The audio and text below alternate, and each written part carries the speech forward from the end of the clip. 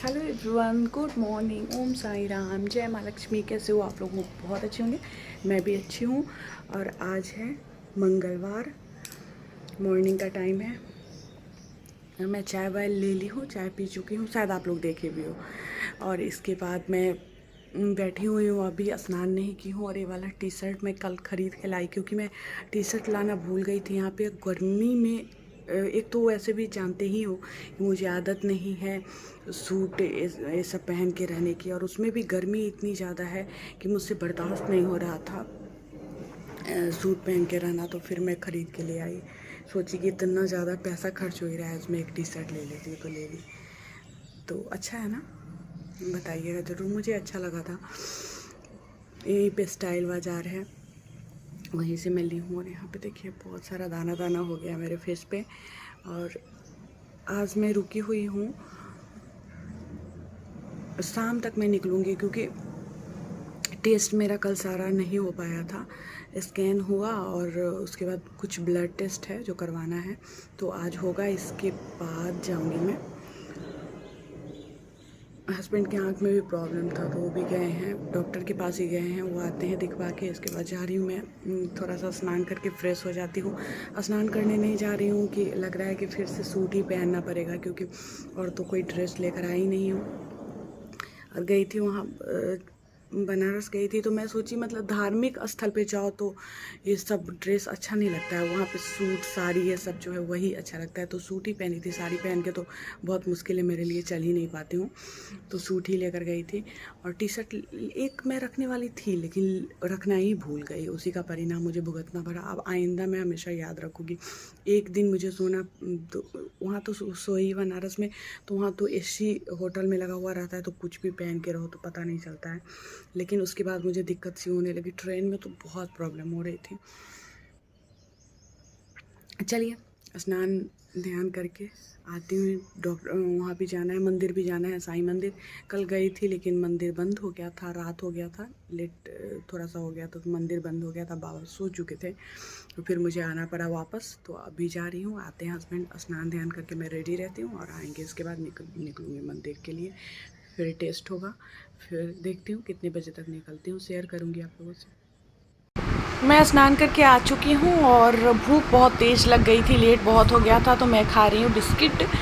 चाय तो सुबह में पी ली थी, इसके बाद चाय फिर दोबारा नहीं बनाई हूँ। फिर चाय मैं शाम को ही पीती हूँ। बीच में आजकल बहुत गर्मी रहती है, तो नहीं, शाम क्या रात में भी पीती हूँ। कभी कभी ज़्यादा गर्मी रहती है तो रात को ही पीती हूँ। तो अभी भूख लगी हुई थी, तो थोड़ा सा 2-4 बिस्किट सोची खा लूँ, ताकि थोड़ा सा राहत मिले। इसके बाद हम लोगों को खाना था बाहर, इस वजह से मैं मतलब घर में जो है खाना बना ही नहीं था। खाना बनाने वाली आई थी, लेकिन लोग उसको वापस कर दिए थे।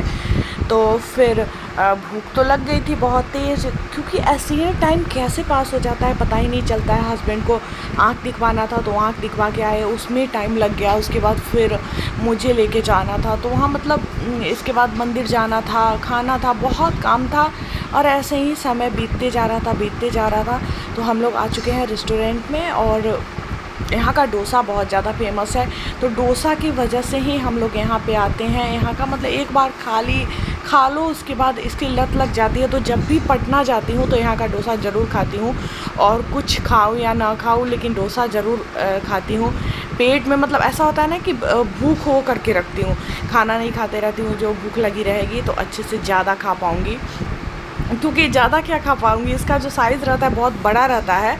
तो अगर भूख तेज़ नहीं लगी हुई है ना, तो पूरा नहीं खा पाइएगा, इतना बड़ा रहता है। तो इसलिए मैं पहले नहीं खाते रहती हूँ। देखिए आप लोग 1-2 बिस्किट खा ली थी कि भूख लगी रहेगी तो अच्छे से खाऊँगी। तो मैं थोड़ा सा मतलब, हमको जानते ही हो आप लोग की वीडियो बनाने में, ब्लॉग बनाने में बाहर में दिक्कत होती रहती है, लेकिन फिर भी मैं कोशिश करी हूँ कि बनाऊँ। इस बार मैं बहुत ज़्यादा कोशिश की हूँ, जहाँ भी गई हूँ वहाँ से ब्लॉगिंग करके आई हूँ। धीरे धीरे मैं सुधर रही हूँ, क्योंकि जब बना रही हूँ ना, ब्लॉग बना रही हूँ, तो बनाना तो पड़ेगा ही। जो भी लाइफ में चल रहा है, जो भी हो रहा है, वो तो बताना ही पड़ेगा अगर हम अपना ब्लॉग शेयर कर रहे हैं। तो मैं अब थोड़ा सा हुआ है धीरे धीरे कि कर लेती हूँ। अभी भी उतना खुल के नहीं जितना सभी लोग करते हैं, लेकिन फिर भी थोड़ा बहुत पहले से सुधरी हूँ मैं। तो यहाँ पे हम तीनों थे, और एक भाई है, उसका वो था, फास्टिंग था, मंगलवार था ना, तो उसको नहीं खाना था, तो वो नहीं है। तो तीन लोग ही हम लोग आए हुए हैं यहाँ पे खाने।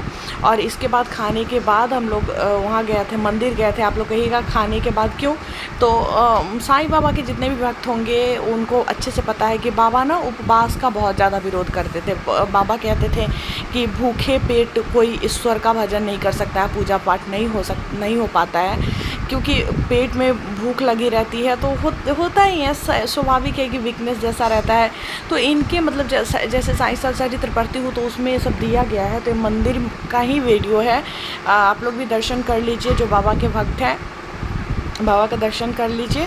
और यहाँ पे हम लोग मंदिर में बैठे हुए हैं। इस मंदिर में बैठने के बाद क्या होता है, मन होता है ना कि घंटों यहाँ पे बैठे रहें। बहुत ज़्यादा शांति है, भीड़ भाड़ बिल्कुल नहीं रहती है, बीच मोहल्ले में ये मंदिर है और बहुत अच्छा लगता है। मुझे तो बहुत अच्छा लगता है, मैं तो बैठती हूँ तो मन नहीं होते रहता है कि मैं यहाँ से उठ के जाऊँ, लेकिन फिर मुझे मुजफ्फरपुर लौटना था, तो इस वजह से मैं ज़्यादा देर नहीं रुक पाती हूँ। चाह के भी कितना भी मज़ा आते रहता है, फिर भी ज़्यादा देर नहीं रुक पाती हूँ, क्योंकि हमारी मजबूरी होती है कि हम ज़्यादा देर नहीं रुक सकते हैं, क्योंकि वापस जाना होता है। तो यहाँ पे मंदिर में डोनेशन वाला वो है, तो वहाँ पे हस्बैंड मेरे हमेशा जब भी आते हैं तो चाहते हैं कि बाबा के लिए कुछ यहाँ पे दे के जाए। सब कुछ तो उन्हीं का है, सब कुछ तो ईश्वर का ही दिया हुआ है। हम लोगों के पास क्या है, हम लोग तो यहाँ पे जो हम लोगों को वो क्या कहते हैं, जैसे फिल्म चल रहा होता है तो उसमें रोल मिला हुआ रहता है, तो वही चीज़ कर रहे हैं हम लोग। तो मंदिर में यहाँ पे मैं गा रही थी, बाबा का सॉन्ग ही गा रही थी, लेकिन मैं उसको म्यूट कर दी हूँ। पटना के मंदिर का ही है। जो लोग मेरा रेगुलर ब्लॉग देखते हैं उनको तो पता ही होगा, साईं मंदिर राजा बाज़ार में है पटना में। तो वहाँ पे जब भी हम लोग पटना डॉक्टर के पास जाते हैं तो यहाँ ज़रूर जाते हैं। इसके बाद अब हम लोग निकल चुके हैं मुजफ्फरपुर के लिए। मैं बस में बैठी हुई हूँ और संजोग से ना मैं जब भी जाती हूँ तो ओम साईं राम करके बस जो है वही मुझे मिल जाता है, और मुझे बहुत ज़्यादा संतुष्टि होता है जब मुझे वो वाली बस मिलती है। मैं बता नहीं सकती, मतलब जो भी साईं बाबा से जुड़े हुए, मतलब साईं बाबा को मानते हैं, उनकी भक्ति करते हैं, उनसे ना मुझे अटैचमेंट सा होता है। लक्ष्मी माता की भक्ति करते हैं, मतलब वो ऐसे मैं सभी भगवान को मानती हूँ, ऐसा नहीं है कि हाँ मैं किसी एक ही भगवान को मानती हूँ। मैं सभी भगवान को मानती हूँ, सभी भगवान का पूजा करती हूँ, लेकिन एक होता है ना कि हमारे इष्ट हैं, तो लक्ष्य, क्योंकि ऐसा लगता है कि जो भी मैं मांगती हूँ और मुझे मिलता है, जो मेरी चाहत होती है, तो एक अलग सा अटैचमेंट मुझे ना साईं भक्तों से, लक्ष्मी माता के भक्तों से हो जाता है। तो मैं जब उस बस को देखती हूँ तो उस बस को देख के भी मुझे खुशी होती है कि मुझे ये बस मिली। और बस भी बहुत अच्छी थी, एकदम एसी बस में भी, मतलब आने के टाइम जब मैं जा रही थी पटना उस समय एसी बस ही था, लेकिन इतनी ज़्यादा बेचैनी उसमें हो रही थी, अजीब सा था, उसका गेट नहीं बंद कर रहा था, जिस वजह से मुझे बार बार लग रहा था जैसे उल्टी हो जाएगा। लेकिन ये वाली बस बहुत अच्छी है, तो एकदम आराम से, थोड़ा भी न प्यास महसूस हुआ ना कुछ नहीं। तो पानी का कितना बॉटल ख़रीद के पी जाती हूँ बस में कि बता नहीं सकती, इतना ज़्यादा प्यास लगती थी। तो अब मैं ब्लॉग को यहीं पेंट करूँगी। मैं मुजफ्फरपुर में बीच में जो पड़ता है टोल प्लाजा, वहाँ पे हूँ, और वीडियो को यहीं पे ख़त्म भी करूँगी, क्योंकि उस दिन का वीडियो यहीं पे समाप्त हो जाता है। और मैं आजकल हर रोज़ का वीडियो जो है वो अपना अपलोड कर रही हूँ, तो छोटा हो बड़ा हो जो भी हो, जो वीडियो जिस दिन का रहता है उसी दिन मैं वो करती हूँ, मतलब उस दिन का ही सिर्फ उसमें ऐड करती हूँ, 2 दिन 3 दिन का नहीं कर रही हूँ। तो चलिए मिलती हूँ फिर आप लोगों से नेक्स्ट ब्लॉग में। जो भी लोग चैनल पे नए आ रहे हैं, अच्छा लग रहा हो वीडियो तो लाइक करिएगा, चैनल को सब्सक्राइब करिएगा। बाय।